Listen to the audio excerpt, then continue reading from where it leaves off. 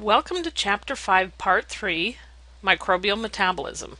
In this section, we're going to be covering photosynthesis, metabolic diversity, biosynthesis, and integration of metabolism.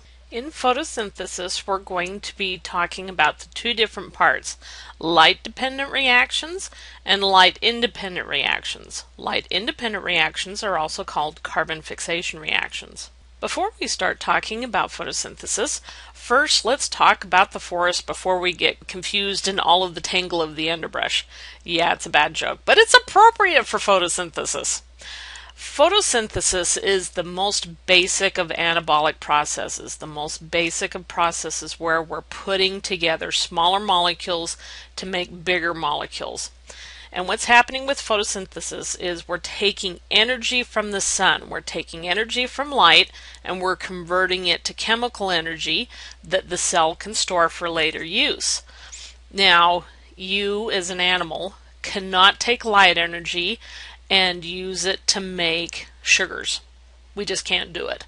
And unless you're a photosynthetic organism, you can't do it either.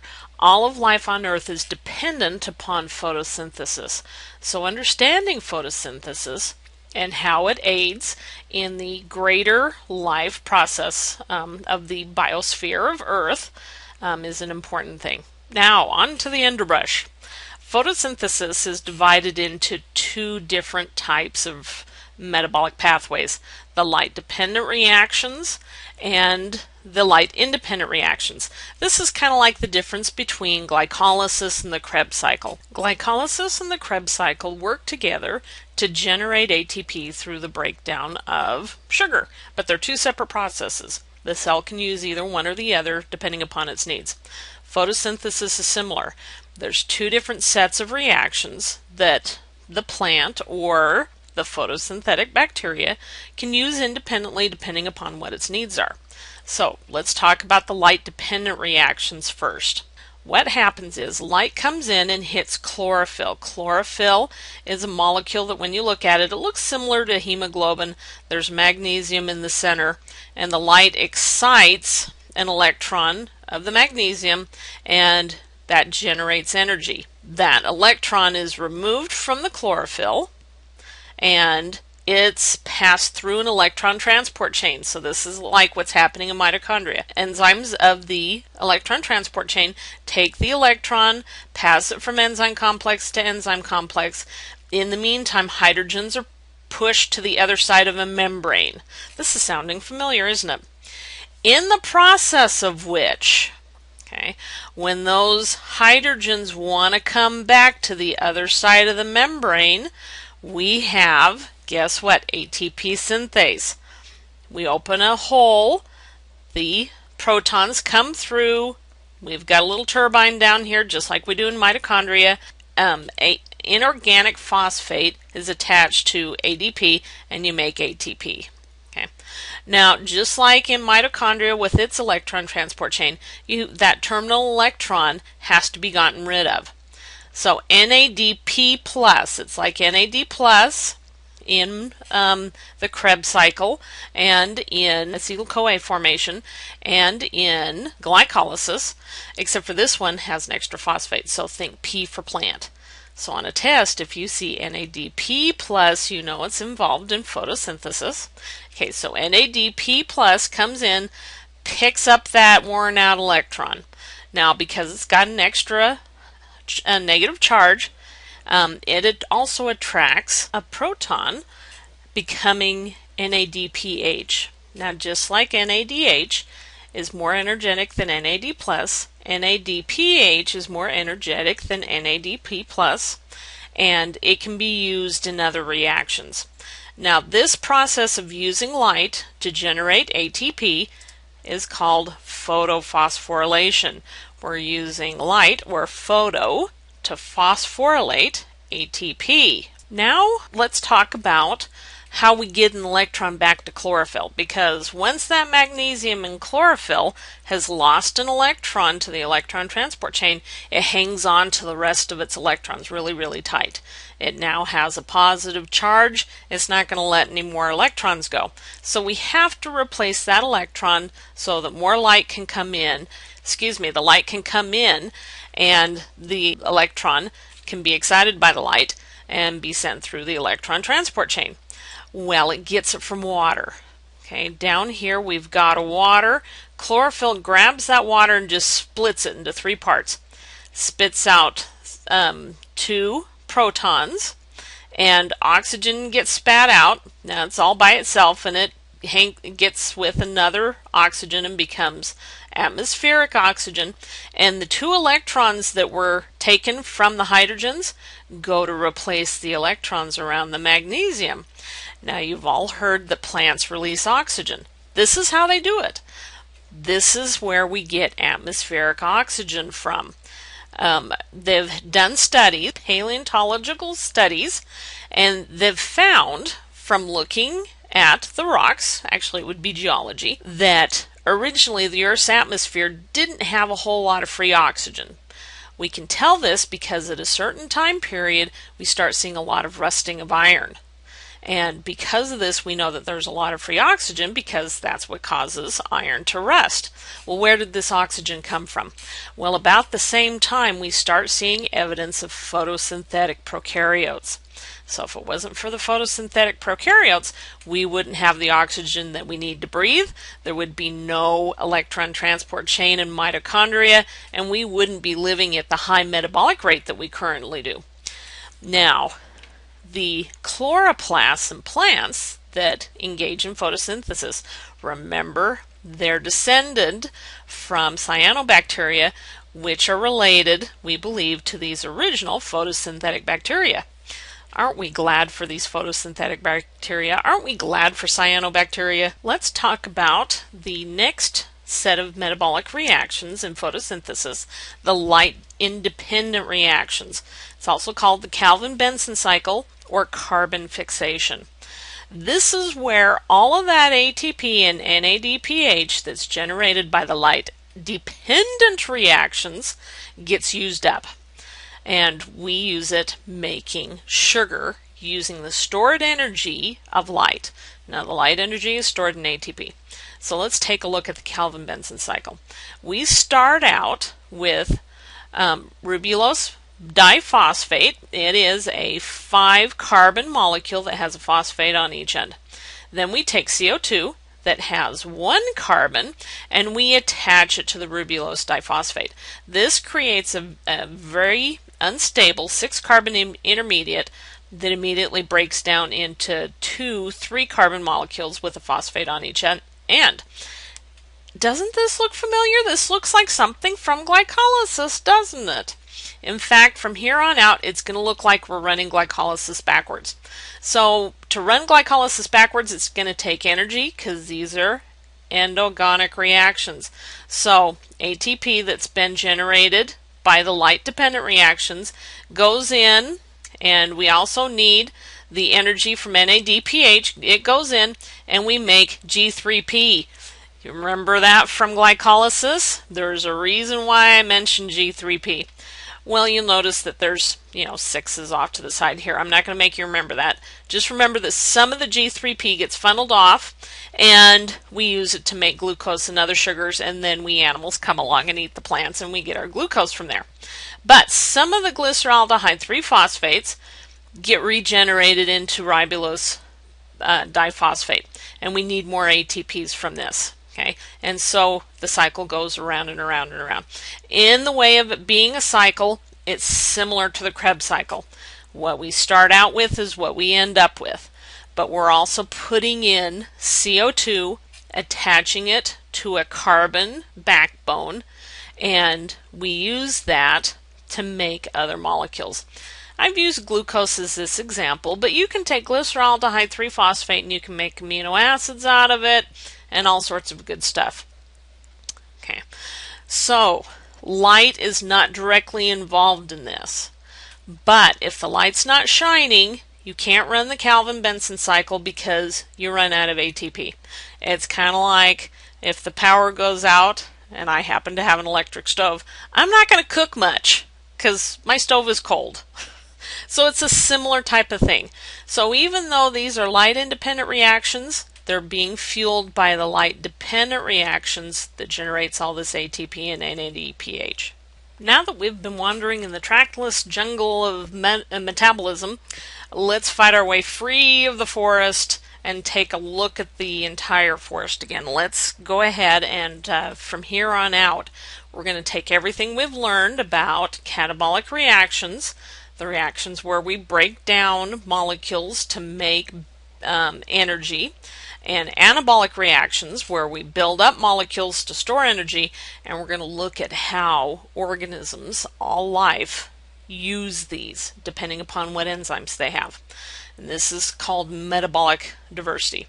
Okay, all organisms have to have an energy source. They have to get energy from someplace. So let's talk about the organisms we're familiar with. Those that use chemical energy to get their chemicals to get their energy. We call them chemotrophs. Chemo for chemical, trophs for eating. Okay, so they get their carbons also from chemicals. In other words, they don't get it from CO2. So organic compounds provide energy, okay, and they also provide their carbon, and we call them chemoheterotrophs. You are a chemoheterotroph. The E. coli in your gut are chemoheterotrophs. So that means that you have to eat chemicals to get your energy and to get your organic molecules. Now let's talk about plants and cyanobacteria. These are organisms that use light for their energy. They are phototrophs. They are light eaters. Okay, and they get their carbon from CO2, so that makes them photoautotrophs, auto for self. So plants and cyanobacteria are completely independent of all other life. They don't have to eat other organisms to get their energy, and they don't have to eat other organisms to get their carbon molecules. So they sit in the sun, they bring in light energy, they make their own sugars. They store those sugars, and they use those sugars to fuel their own metabolism. Remember that plants also have mitochondria, and cyanobacteria and other photosynthetic bacteria have electron transport chains, like in mitochondria, that produce ATP from chemical energy when the light's not shining. They're completely independent. Over here with chemoheterotrophs, we are dependent upon the photoautotrophs because we don't have the enzymes to either get energy from light or to make our own carbon molecules, our own organic molecules from CO2. So we're dependent upon the photoautotrophs. Somewhere along the line there have been mutations so that we don't have those enzymes anymore and we become predators. You didn't think of yourself as strictly a predator. If you eat just plants, we call you a herbivore, but you're still living off of other life. Now there's two other groups that they're weird, but we're going to talk about them just briefly. Okay, here are the organisms that use chemical energy, okay, for their energy source. They're not photosynthetic, but they are able to fix CO2. They have a Calvin-Benson type reaction, so they can make their own organic molecules. We call them chemoautotrophs. Only bacteria do this. Well, and some archaea as well. Now over here, there are some organisms that get their energy from light, but they have to eat other organisms to get their organic molecules. We call them photoheterotrophs. These are also just bacteria and archaea. These are the weird guys. They're not what you're familiar thinking about. But it makes life interesting. Now we're going to talk about biosynthesis other than that found in photosynthesis. We're going to talk about how even heterotrophs can make their own polysaccharides, lipids, amino acids, purines, and pyrimidines. Now remember when we talked about the Calvin-Benson cycle, how I talked about glyceraldehyde 3-phosphate, and that's actually found down here. We can take that and we can run it backwards to make glucose in plants. Let's talk about what happens in heterotrophs. So the storage molecule in bacteria and animals is glycogen. Okay, it's similar to starch that you find in plants, but it's more branched. And we take some of the metabolic byproducts of glycolysis and we pull them out earlier. Now we have to take ATP and uracil triphosphate, which is a cousin of ATP, and we use that to run these exergonic anabolic reactions to make glycogen.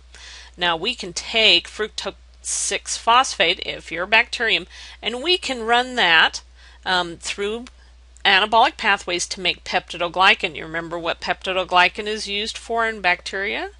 That's right, cell walls. We can do a similar thing with lipids. We can take glyceraldehyde 3-phosphate, we can convert it to DHAP, and we can make glycerol. We can take acetyl-CoA, join it together through anabolic processes to make fatty acids, join the glycerol with the fatty acid to make simple lipids. Then you can go through other anabolic processes to make phospholipids, steroids, and different things. The whole point of this is, even though you can get energy from these processes, we're also getting what are called metabolic intermediates that we can use in anabolic reactions. It's similar with amino acids. You can take products from the Krebs cycle, okay, and you can make amino acids. You can take an amino acid that you have an awful lot of, but I need some more of these, and I can take the amine group, move it over to another molecule, and make another amino acid out of it. We're moving things around constantly. It depends upon the needs of the cell. The biochemistry of the cell is not static. We can do the same thing for nucleic acids. Now, purines and pyrimidines, those are the two basic groups of nucleotides, and we can take these intermediates and we can make all sorts of stuff out of it. You'll notice that for nucleic acids it's much more complicated. So let's talk about metabolism in general. We've talked about glycolysis, where we take glucose and we generate ATP. Okay, and we can go down and we can go through acetyl-CoA formation, we can go through the Krebs cycle, create more ATP, more NADH, more FADH2, and we can shunt that off into the electron transport chain, make more energy. In the meantime, what are we using that energy for? We're taking some of these intermediates when we have plenty of energy and we shunt them off to make carbohydrates, various carbohydrates. We can shunt them off to make amino acids. Can shunt them off to make fatty acids and other lipids. Here where we can get some of our intermediates for amino acids. All of this is going on constantly within your cells, within bacterial cells. Anabolic reactions are not separate from catabolic reactions. They're all going on at the same time. It depends upon what the needs of the cells are. If the cell needs more energy, you're going to be doing more catabolic reactions. If you have plenty of energy, then you're going to be building up the cell. The cell is making its own carbohydrates, it's making its own amino acids, it's making its own nucleotides and lipids. It's getting bigger and bigger and bigger, and then it divides. It reproduces when times are good. When times are bad, it scales back. It uses more energy and it's not reproducing as much. All of this goes together.